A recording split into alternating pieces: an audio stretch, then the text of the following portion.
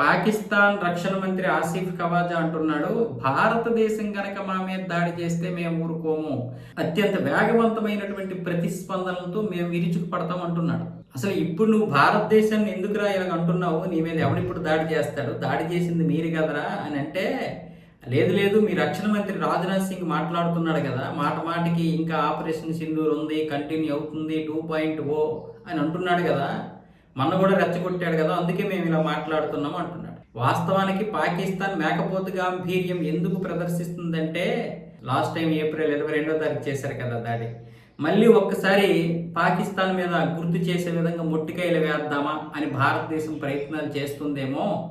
ఇప్పటికే మేము ఆపరేషన్ సింధూర్లో మీరు కొట్టినటువంటి దెబ్బకి ఇంకా మేము కోలుకోలేదు, ఇంకా మరమ్మతులు చేస్తున్నాము, కొన్నింటికి మరమ్మతులకి డబ్బులు లేక కూడా వాటి మీద గ్రీన్ కలరు ఇది కప్పేసాము టార్బాను, కాబట్టి మళ్ళీ ఇప్పుడు మా మీద దాడి చేస్తే ఎలాగా అన్న విధంగా ఆసిఫ్ ఖవాజా మాట్లాడుతున్నాడు. బయటికి మాత్రం మేకపోతు గాంభీర్యం ప్రదర్శిస్తున్నాడు. మా మీద గనక మీరు దాడి చేస్తే ఇంతకు ముందులా కాదు వేరే ఉంటుంది.